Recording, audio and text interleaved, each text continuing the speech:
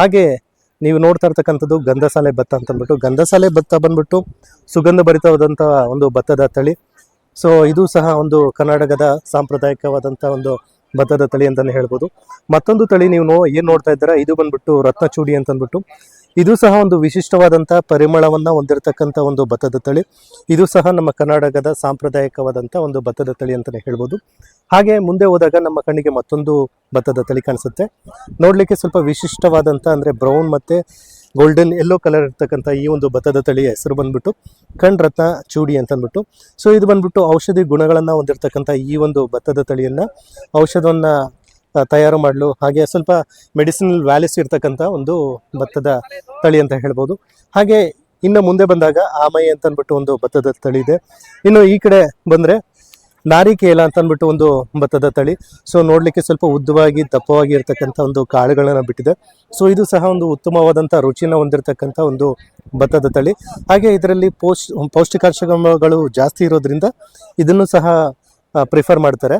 ಇನ್ನು ಹಾಗೆ ಮುಂದೆ ಹೊರಟ್ರೆ ನಮ್ಮ ಕಣ್ಣಿಗೆ ಮತ್ತೊಂದು ಭತ್ತದ ತಳಿ ಕಾಣಿಸುತ್ತೆ. ಸ್ವಲ್ಪ ವೈಟ್ ಗ್ರೀನಿಶ್ ಆಗಿರ್ತಕ್ಕಂಥ ಈ ಒಂದು ಕಾಳುಗಳನ್ನು ಬಿಟ್ಟಿರ್ತಕ್ಕಂಥ ಭತ್ತದ ತಳಿ ಹೆಸರು ಬಂದ್ಬಿಟ್ಟು ಅಮೃತ ಅಂತ ಅಂದ್ಬಿಟ್ಟು.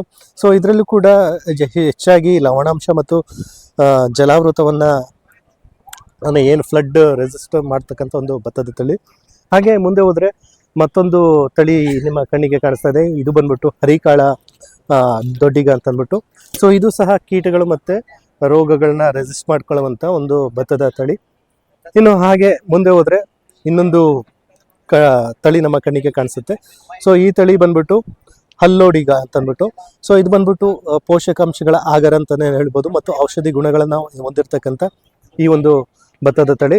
ಇನ್ನು ಹಾಗೆ ಮುಂದೆ ಹೋದರೆ ಬಂಗಾರ ಗುಂಡು ಅಂತಂದ್ಬಿಟ್ಟು.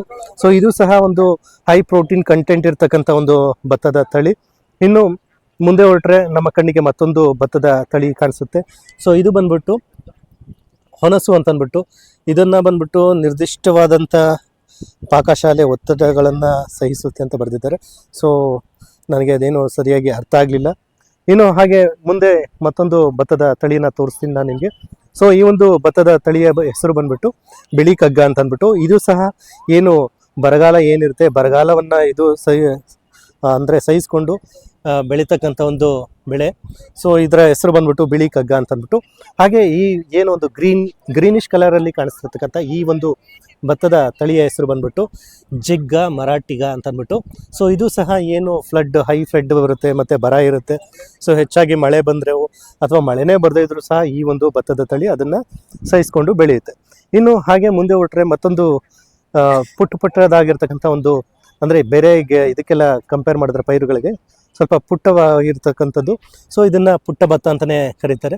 ಸೊ ಇದು ಬಂದ್ಬಿಟ್ಟು ಏನಪ್ಪ ಇದ್ರ ವಿಶೇಷತೆ ಅಂತಂದರೆ ಕಂದು ರೋಗ ಏನು ಬರುತ್ತೆ ಭತ್ತಗಳಲ್ಲಿ ಅದನ್ನು ರೆಸಿಸ್ಟೆನ್ಸ್ ಮಾಡಿಕೊಂಡು ಬೆಳೆಯುವಂಥ ಒಂದು ಬೆಳೆ. ಇನ್ನು ಹಾಗೆ ಮುಂದೆ ಹೊರಟ್ರೆ ಇನ್ನೊಂದು ಪರ್ಪಲ್ ಪುಟ್ಟ ಅಂತ ಅಂದ್ಬಿಟ್ಟು ಪರ್ಪಲ್. ಸೊ ನೋಡಲಿಕ್ಕೆ ನಿಮಗೆ ಕಲರ್ ಕಾಣಿಸ್ತಾ ಇದೆ ಪರ್ಪಲ್ ಕಲರು. ಸೊ ಹಾಗಾಗಿ ಪರ್ಪಲ್ ಪುಟ್ಟ ಅಂತ ಹೆಸರಿಟ್ಟಿರ್ಬೋದು. ಇನ್ನು ಇದು ಸಹ ಅತ್ಯಂತ ಹೆಚ್ಚಾಗಿ ಪೋಷಕಾಂಶಗಳನ್ನು ಹೊಂದಿರತಕ್ಕಂಥ ಒಂದು ಭತ್ತದ ತಳಿ. ಇನ್ನು ಮತ್ತೊಂದು ಭತ್ತದ ತಳಿ ನೀವು ನೋಡ್ತಾ ಇರುವಂಥದ್ದು ಕಲಾವತಿ ಅಂತ ಅಂದ್ಬಿಟ್ಟು. ಇದು ಸಹ ಹೆಚ್ಚಿನ ಪೋಷಕಾಂಶಗಳನ್ನು ಹೊಂದಿರತಕ್ಕಂಥ ನ್ಯೂಟ್ರಿಷನ್ ಹೊಂದಿರತಕ್ಕಂಥ ಒಂದು ಭತ್ತದ ತಳಿ. ಇನ್ನು ಹಾಗೆ ಮುಂದೆ ಹೊರಟ್ರೆ ನಮ್ಮ ಕಣ್ಣಿಗೆ ಮತ್ತೊಂದು ಭತ್ತದ ತಳಿ ಕಾಣಿಸುತ್ತೆ.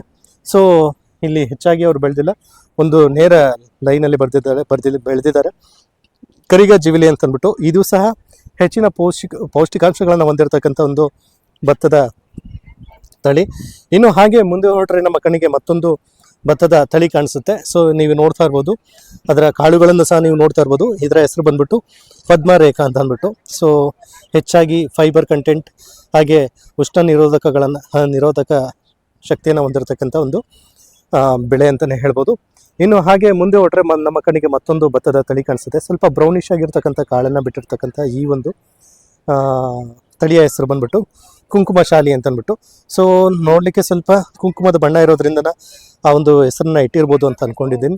ಇದು ಸಹ ಅತ್ಯಂತ ಹೆಚ್ಚು ಪ್ರೋಟೀನ್ ಯುಕ್ತ ಒಂದು ಬೆಳೆ ಅಂತಲೇ ಹೇಳ್ಬೋದು. ಸೊ ಪೋಷಕಾಂಶಗಳನ್ನು ಹೊಂದಿರತಕ್ಕಂಥ ಒಂದು ಬೆಳೆ. ಇನ್ನು ಹಾಗೆ ಮುಂದೆ ಹೊರಟ್ರೆ ನಮ್ಮ ಕಣ್ಣಿಗೆ ಮತ್ತೊಂದು ಬೆಳೆ ಕಾಣಿಸುತ್ತೆ, ಭತ್ತದ ತಳಿ ಕಾಣಿಸುತ್ತೆ. ಇದು ಬಂದ್ಬಿಟ್ಟು ಚಿನ್ನ ಪೊನ್ನಿ ಅಂತಂದ್ಬಿಟ್ಟು. ಸೊ ಇದು ಸಹ ಏನು ಡ್ರಾಟ್ ಅಂದರೆ ಬರ ಏನಿರುತ್ತೆ, ಬರವನ್ನು ಸಹಿಸ್ಕೊಂಡು ಬೆಳೀತಕ್ಕಂಥ ಒಂದು ಬೆಳೆ. ಇನ್ನು ಹಾಗೆ ಮುಂದೆ ಹೊರಟ್ರೆ ನಮ್ಮ ಕಣ್ಣಿಗೆ ಮತ್ತೊಂದು ಭತ್ತದ ತಳಿ ಕಾಣಿಸುತ್ತೆ. ಇದು ಬಂದ್ಬಿಟ್ಟು ನವಾರ ಅಂತ ಅಂದ್ಬಿಟ್ಟು, ಇದು ಸಹ ಅತ್ಯಂತ ಹೆಚ್ಚಾಗಿ ಔಷಧಿ ಗುಣಗಳನ್ನು ಹೊಂದಿರತಕ್ಕಂಥ ಒಂದು ಭತ್ತದ ಬೆಳೆ. ಇನ್ನು ನಿಮ್ಮ ಕಣ್ಣಿಗೆ ಹಸಿರು, ಪೈರು ಮತ್ತು ಬ್ರೌನ್ ಪರ್ಪಲ್ ಕಲರ್ ಕಾಣಿಸ್ತಿರ್ತಕ್ಕಂಥ ಈ ಒಂದು ಭತ್ತದ ತಳಿ ಬಂದ್ಬಿಟ್ಟು ಮುತ್ತು ಅಂತ ಅಂದ್ಬಿಟ್ಟು, ಇದು ಸಹ ಹೆಚ್ಚಾಗಿ ಫೈಬರ್ ಕಂಟೆಂಟ್ ಹೊಂದಿರತಕ್ಕಂಥ ಒಂದು ಭತ್ತದ ತಳಿ. ಹಾಗೆ ರೋಗ ನಿರೋಧಕ ಶಕ್ತಿಗಳನ್ನು ಹೊಂದಿರತಕ್ಕಂಥ ಒಂದು ಭತ್ತದ ತಳಿ ಅಂತ ಹೇಳ್ಬೋದು. ಇದು ಸಹ ಮುತ್ತು ತಳಿ.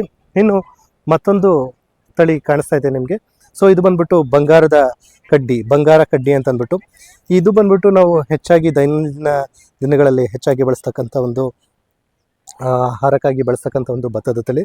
ಇದು ಸಹ ಸ್ವಲ್ಪ ಸಾಫ್ಟಾಗಿ ಇರತಕ್ಕಂಥದ್ದು, ಈಸಿಯಾಗಿ ಡೈಜೆಷನ್ ಆಗುವಂಥ ಒಂದು ಭತ್ತದ ತಳಿ. ಇದರ ಹೆಸರು ಬಂಗಾರದ ಕಡ್ಡಿ ಅಂತ ಅಂದ್ಬಿಟ್ಟು.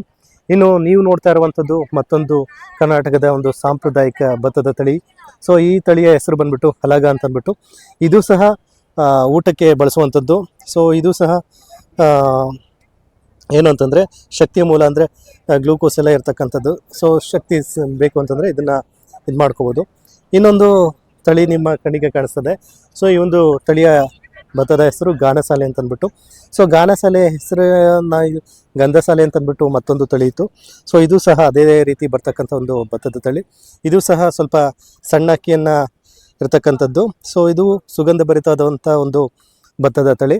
ಇನ್ನೊಂದು ಕರಿಕಂಟಕ ಅಂತ ಅಂದ್ಬಿಟ್ಟು, ಇದು ಹೆಚ್ಚಾಗಿ ಏನು ಲವಣಾಂಶವನ್ನು ಹೊಂದಿರತಕ್ಕಂಥ ಒಂದು ಭತ್ತದ ತಳಿ. ಹಾಗೆ ರೋಗ ನಿರೋಧಕ ಶಕ್ತಿನ ಹೊಂದಿರತಕ್ಕಂಥ ಒಂದು ಭತ್ತದ ತಳಿ. ಹಾಗೆ ನಿಮ್ಮ ಕಣ್ಣಿಗೆ ಮತ್ತೊಂದು ಭತ್ತದ ತಳಿ ಕಾಣಿಸ್ತದೆ, ಸ್ವಲ್ಪ ಗ್ರೀನಾಗಿ ಸ್ವಲ್ಪ ಶಾರ್ಟ್ ಆಗಿರ್ತಕ್ಕಂಥ ಈ ಒಂದು ಭತ್ತದ ತಳಿಯ ಹೆಸರು ಬಂದ್ಬಿಟ್ಟು ಇಂದ್ರಾಣಿ ಅಂತ ಅಂದ್ಬಿಟ್ಟು. ಸೊ ಇದು ಸಹ ಒಂದು ಖನಿಜಗಳ ಆಗರ ಅಂತಲೇ ಹೇಳ್ಬೋದು. ಹಾಗೆ ಮುಂದೆ ಹೊರಟ್ರೆ ಮತ್ತೊಂದು ಭತ್ತದ ತಳಿ ಕಾಣಿಸುತ್ತೆ, ಇದು ದೊಡ್ಡ ಭತ್ತ ಅಂತ ಅಂದ್ಬಿಟ್ಟು. ಸೊ ವಿಶಿಷ್ಟ ಗುಣಗಳನ್ನು ಹೊಂದಿರತಕ್ಕಂಥ ಒಂದು ಸಾಂಪ್ರದಾಯಿಕವಾದಂಥ ಒಂದು ಪ್ರಭೇದ ಅಂತಲೇ ಹೇಳ್ಬೋದು. ಇನ್ನು ಹಾಗೆ ಮುಂದೆ ಹೊರಟ್ರೆ ಜಟ್ಟಿ ಮುತ್ಯಾಲ ಅಂತ ಅಂದ್ಬಿಟ್ಟು, ನೋಡಲಿಕ್ಕೆ ಸ್ವಲ್ಪ ಸಣ್ಣಕ್ಕಿ ಜೀರಿಗೆ ಸಣ್ಣ ಅಂತಲೇ ಹೇಳ್ಬೋದು. ಆ ಥರ ಕಾಣಿಸ್ತಕ್ಕಂಥ ಈ ಒಂದು ಭತ್ತದ ತಳಿಯ ಹೆಸರು ಬಂದ್ಬಿಟ್ಟು ಚಿಟ್ಟಿ ಮುತ್ಯಾಲ ಅಂತ ಅಂದ್ಬಿಟ್ಟು. ಹೆಚ್ಚಾಗಿ ಜಿಂಕ್ ಅಂಶವನ್ನು ಹೊಂದಿರತಕ್ಕಂಥ ಈ ಒಂದು ಭತ್ತದ ತಳಿಯನ್ನು ಒಂದು ಕರ್ನಾಟಕದ ಸಾಂಪ್ರದಾಯಿಕವಾದಂಥ ಬೆಳೆ ಅಂತಲೇ ಹೇಳ್ಬೋದು. ಇನ್ನು ಇದು ಸಹ ಬರ ಮತ್ತು ಪ್ರವಾಹಗಳನ್ನು ಎರಡನ್ನೂ ಸಹ ತಡೆದುಕೊಂಡು ಬೆಳೆಯತಕ್ಕಂಥ ಒಂದು ಭತ್ತದ ತಳಿಯಾಗಿರುತ್ತೆ. ಹಾಗೆ